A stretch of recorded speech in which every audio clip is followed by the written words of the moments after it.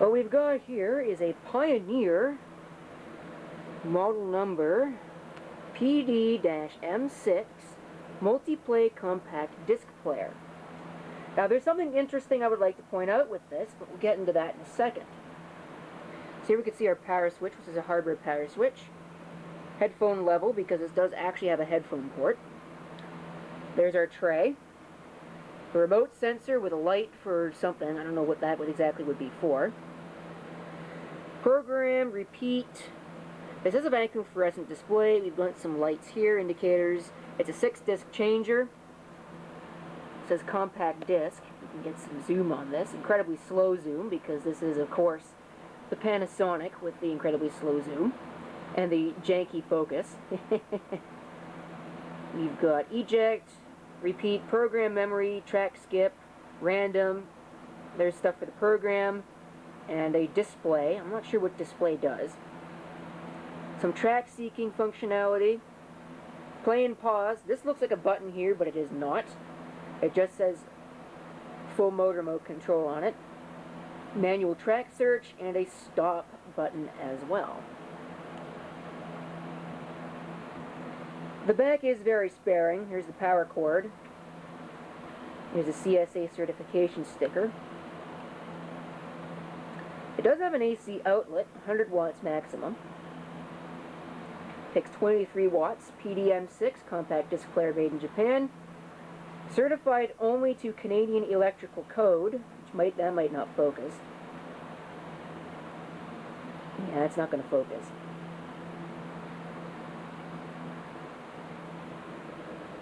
Maybe if we get a little closer to it. Zoom all the way out. There we go. Cautions. Subcode out. Not exactly sure what that is, but I'm guessing that's for remote control of other pieces of stereo equipment. And our audio output, which is RCA, of course. So here's where the bits of interest come in. We'll go ahead and power it on and hit the eject. And there we can see our cartridge. But if you look at this, this does not look like a multi-disc cartridge. And you'd be right, it's not. It is actually a single-disc cartridge. I'm not sure if this originally went with this unit or not, but it's what came with it. So I've got a single-disc unit in... Basically, I've just got a single-disc unit, which is kind of unfortunate, but hey, I don't really need multi-disc functionality. I don't have a single-disc player otherwise, so it would be fairly neat. Put it into the studio setup, which is the eventual plan once I get either a bigger mixer or an audio switcher, because I don't need to have everything available all at once. I think I'm going to go with an audio switcher, really, or a video switcher with audio functionalities. There's our display. We can have a look at it. Let me go grab a CD here. Actually, I shouldn't have to go far to grab a CD, because there are CDs right here. How about this one? This sounds as good as anything else. These Pioneers are weird in that you have to put the disc in upside down, or what I would consider to be upside down. That should now work. And now, oh, I'm going to still have to do something else. I'm going to have to actually hook it into the audio chain. Forgot to do that. Okay, so now that it is hooked in, let's go ahead and press play. Look at that, it's even got a light that indicates loading status.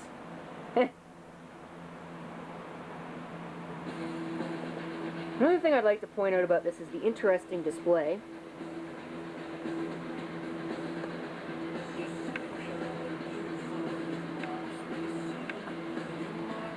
And also, we'll silence that so I don't get my audio muted. Look at how loud that is. I don't know if we could get some focus. You can see how loud that is. Let's put it into manual focus mode. Look at that.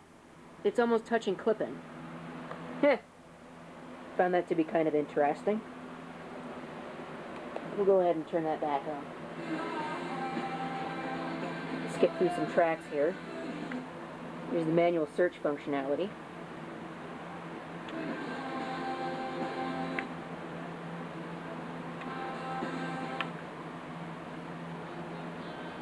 Track skip.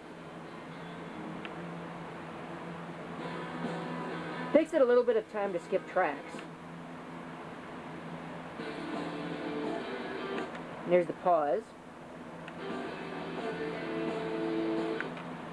Let's go ahead and hit random. See what it does. It's only got one disc to work from. There is a light for the random play, which I thought was odd. We hit skip, which I guess we can't do. Oh, yes we can. Kind of. So I guess if I advance to the end of the song, it'll go to the next song.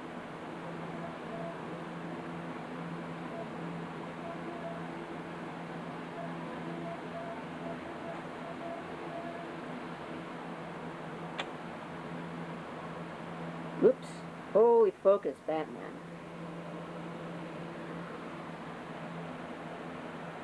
There we go. So it is actually working.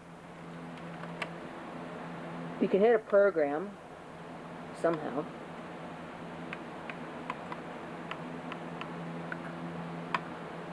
There we go. We clear that. I want track 2, so we'll hit program on that. I don't know what you're supposed to do if you want track 1, because it appears as though you can't actually do that. Although, if you do it that way, you can.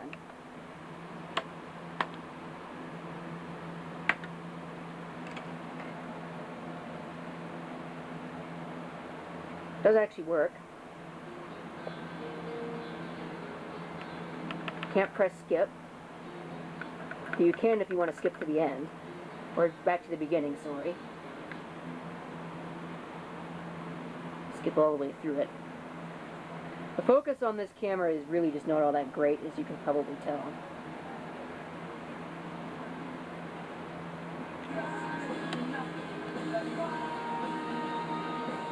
It is because it doesn't have enough light to work with. So you can see it ends and doesn't play anything else like it's supposed to. So there's basically an overview of this multi-play compact disc changer, model number PD-M6, and all of its various bits of functionality. Multi-disc direct search and program. With the single disc tray here. I do have the multi-disc tray, which I might try out at some point. But I think for now, I'll just leave the single disc tray in there, because having a single disc player is invariably valuable in a studio setup if somebody requests a one-off song on CD or something. Or for playing something like a closing song, or, oh, I don't know, hold the line if you're closing the request lines. Alright, thank you for watching. If you have any comments, feel free to leave them down below. And this is CP666 signing off. I hope to see you next time. Till then.